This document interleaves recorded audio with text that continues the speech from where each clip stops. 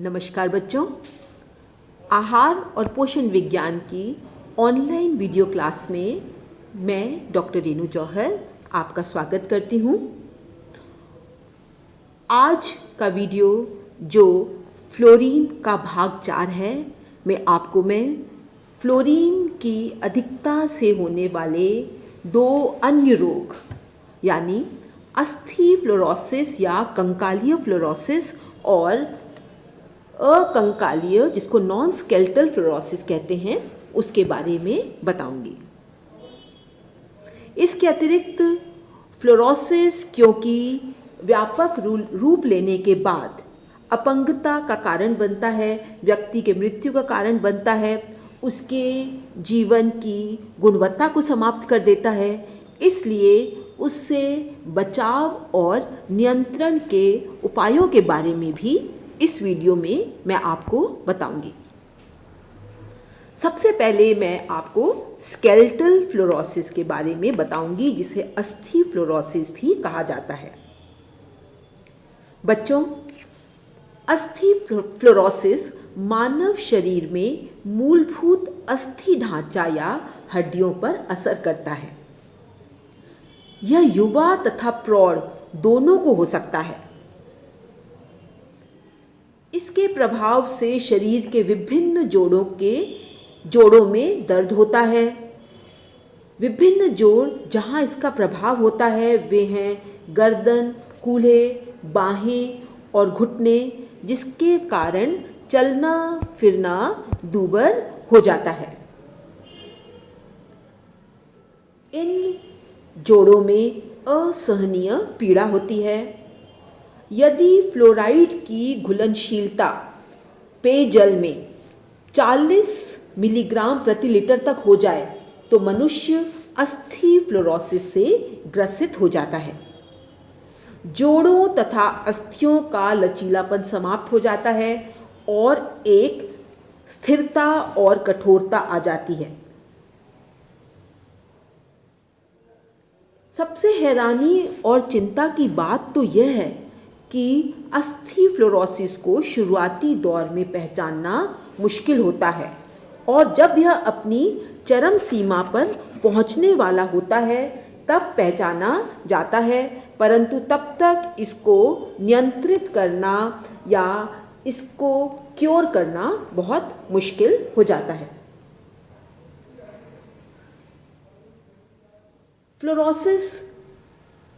अस्थि फ्लोरोसिस के कारण जोड़ों में पूरी तरह कठोरता आ जाती है और मेरुदंड बांस की तरह सीधा हो जाता है। ऐसे में आदमी ना तो झुक सकता है और ना ही घुटनों को मोड़ सकता है। वह कंधों को भी नहीं झुका सकता और पूरी तरह बिस्तर पकड़ लेता है। कभी कभी तो यह भी देखा गया है कि फ्लोरोसिस प्रभावित व्यक्ति की कमर समकोणीय रूप से मुड़ जाती है और वह सीधा नहीं खड़ा हो सकता।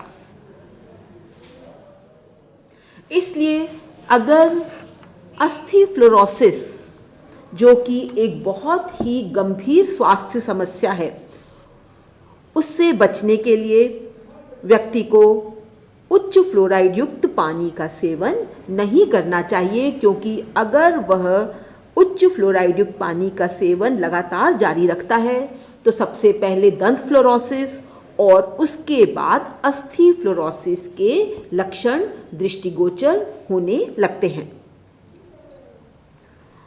इसके प्रभाव से संरचनात्मक या कंकालीय तंत्र में विकृति तो पैदा ही हो जाती है, साथ ही हड्डियों का बढ़ना, जोड़ों में जड़ता या स्टिफनेस आना, जोड़ों में दर्द व जोड़ों का लचीलापन खत्म हो जाना इसके अन्य लक्षण हैं जो बहुत ही दर्दनाक होते हैं।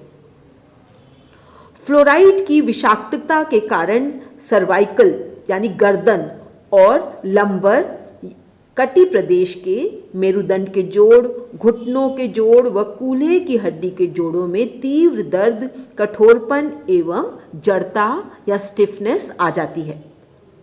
ऐसा अस्थियों में असामान्य वृद्धि व अत्यधिक मात्रा में फ्लोराइड का अस्थियों पर जमा होना एवं हड्डियों की कड़ियों के बीच का स्थान असामान्य रूप से बढ़ना या सिकुड़ जाने के कारण होता है। स्टूडेंट्स, अस्थि के जोड़ों में कठोरता एवं अस्थि विरूपता के कारण कई रोग उत्पन्न हो सकते हैं, जैसे कुबड़ापन। दूसरा, रीढ़ की हड्डी में एक टेढ़ापन जिसको स्कोलियोसिस कहते हैं। इसके अलावा दोनों टांगों सहित शरीर के निचले भाग में पक्षाघात या पैरालिसिस, दोनों हाथों व पैर में पैरालिसिस होना और घुटने के जोड़ों के मुड़ने संबंधी विरूपता। फ्लोरोसिस बच्चों और बूढ़ों दोनों को समान रूप से प्रभावित करता है। अगर किसी भी व्यक्ति में इनमें से कोई भी लक्षण दिखते हैं, जैसा कि इस स्लाइड में दिख रहा है, तो उसको तुरंत ही डॉक्टर से अपनी जांच करवानी चाहिए। गर्दन, मेरुदंड व जोड़ों का दर्द या गर्दन, मेरुदंड एवं जोड़ों में अकड़न, कूल्हे की हड्डी में तीव्र दर्द एवं दृढ़ता आदि अस्थि फ्लोरोसिस के लक्षण हैं। अगर व्यक्ति को लगता है कि उसे अस्थि फ्लोरोसिस शुरुआती स्टेज में है, तो वह अपने कुछ भौतिक परीक्षण करके इसका पता लगा सकता है। व्यक्ति को झुककर बिना घुटनों को मोड़े पैर की उंगलियों को छूना चाहिए। अगर वो छू लेता है तो उसका मतलब कि उसके मेरुदंड में अकड़न नहीं है, और हालांकि वो फ्लोरोसिस प्रभावित क्षेत्र में रहता है, परंतु उसमें फ्लोरोसिस, स्पेशली अस्थि फ्लोरोसिस की संभावना कम है। इसके अलावा व्यक्ति को अपनी ठोड़ी द्वारा सीने को छूने से भी पता चल जाता है कि उसकी गर्दन में अकड़न तो नहीं आई है, क्योंकि ये भी अस्थि फ्लोरोसिस का एक लक्षण है। व्यक्ति को दोनों हाथों को फैलाकर पीछे की तरफ मोड़ते हुए सिर के पिछले भाग को छूने के लिए कहा जाता है। अगर वो ऐसा कर लेता है तो या वो ऐसा करने में सक्षम होता है, तो उसका अर्थ है कि उसको फ्लोरोसिस नहीं है या फ्लोरोसिस के प्रारंभिक लक्षण नहीं है। इसके अतिरिक्त, जैसा कि आप इस स्लाइड में देखेंगे कि प्रारंभिक लक्षणों में पीठ के निचले भाग में दर्द, हड्डियों में आवाज़ आना, नींद न आना, अत्यधिक थकान होना, अवसाद होना आदि भी इसके प्रारंभिक लक्षण होते हैं। अगले प्रकार का फ्लोरोसिस जो व्यक्ति को प्रभावित करता है वो है अस्थि के अतिरिक्त फ्लोरोसिस, जिसे अकंकालीय फ्लोरोसिस या नॉन स्केलेटल या अस्केलेटल फ्लोरोसिस कहते हैं। मानव शरीर के कोमल ऊतकों पर भी फ्लोरोसिस का प्रभाव होता है, और यह भी बहुतायत में फ्लोराइड युक्त पेयजल को लगातार पीने के कारण होता है। आंतों की समस्याएं, भूख कम लगना, पैरों में दर्द, कब्ज रहना और साथ में डायरिया हो जाना, मांसपेशियों में अत्यधिक कमजोरी महसूस होना, अत्यधिक प्यास लगना, पेशाब बार बार आना इत्यादि सामान्य लक्षण हैं जो गैर अस्थि फ्लोरोसिस प्रभावित रोगियों में देखे जाते हैं। गैर अस्थि फ्लोरोसिस में कोलेस्ट्रॉल की मात्रा भी सामान्य से बहुत अधिक हो जाती है, जो कि हृदयघात या हार्ट अटैक का कारण बन सकती है। तो बच्चों, अकंकालीय या अस्केलेटल फ्लोरोसिस का जो हड्डियों के अतिरिक्त विभिन्न अकंकालीय भागों पर या नॉन स्केलेटल भागों पर प्रभाव पड़ता है, उनके बारे में मैं आपको बताऊंगी। सबसे पहले मांसपेशियों पर प्रभाव। फ्लोराइड के कारण मांसपेशियों में भी विभिन्न परिवर्तन होने लगते हैं, जिसके फलस्वरूप मांसपेशियों में उपस्थित एक्टिन एवं मायोसिन नामक सूत्र या फिलामेंट नष्ट हो जाते हैं।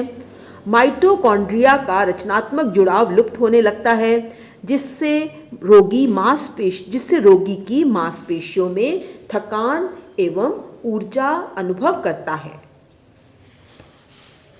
अकंकालीय फ्लोरोसिस का प्रभाव लाल रक्त कणिकाओं पर भी पड़ता है। लाल रक्त कणिकाएं, जिन्हें आरबीसी कहते हैं, जब फ्लोराइड का शरीर में अंतर्ग्रहण होता है तो ये लाल रक्त कणिकाओं की झिल्लियों में भी एकत्रित हो जाता है। फलस्वरूप लाल रक्त कणिकाओं की झिल्लियों से कैल्शियम की मात्रा कम होने लगती है एवं झिल्ली सिकुड़कर अनियमित आकार धारण कर लेती है। इस कारण लाल रक्त कणिकाएं अमीबा का रूप ले लेती हैं। बच्चों, आपको पता होगा अमीबा जो एक कोशीय जीव है वह अपनी रचना बदलता रहता है, और अगर आपको याद हो तो अमीबा की रचना जो है कोई निर्धारित नहीं होती, जबकि लाल रक्त कणिकाओं की एक स्वस्थ लाल रक्त कणिकाओं की जो स्ट्रक्चर है वो निर्धारित होता है। परंतु जब अकंकालीय फ्लोरोसिस का प्रभाव लाल रक्त कणिकाओं पर पड़ता है तो वह अमीबा का रूप धारण कर लेती हैं। इसके अतिरिक्त अकंकालीय फ्लोरोसिस का पाचन तंत्र पर भी प्रभाव पड़ता है। पेट में तीव्र दर्द होना, दस्त या कब्ज, शौच में खून आना, पेट में गैस बनना, जी घबराना, मुंह में छाले हो जाना, भूख कम लगना और सिर दर्द होना भी, ये सारे पाचन तंत्र के प्रभाव जो हैं वह या लक्षण अकंकालीय फ्लोरोसिस में दृष्टिगोचर होते हैं। इसके अतिरिक्त अकंकालीय फ्लोरोसिस का प्रभाव तंत्रिका तंत्र पर भी पड़ता है। घबराहट, मानसिक अवसाद, इसे डिप्रेशन कहते हैं, हाथ पैर की अंगुलियों में झंझनाहट व कंपकपाहट, अधिक प्यास लगना, बार बार पेशाब जाना इत्यादि भी तंत्रिका तंत्र पर फ्लोरोसिस के होने वाले लक्षण हैं। इसके अतिरिक्त अकंकालीय फ्लोरोसिस का शुक्राणुओं पर भी प्रभाव पड़ता है। शुक्राणुओं के फ्लोरोसिस से प्रभावित होने के कारण पुरुषों में नपुंसकता आ जाती है। वीर्य में शुक्राणुओं की कमी या अनुपस्थिति का रोग हो जाता है। प्रभावी क्षेत्र के उन लोगों के रक्त में टेस्टोस्टेरोन की कमी एक आम समस्या है। ऐसे स्थानों पर फ्लोराइड युक्त पेयजल का अधिक उपभोग किया जाता है। बच्चों, आप अब समझ सकते हैं कि फ्लोराइड जो है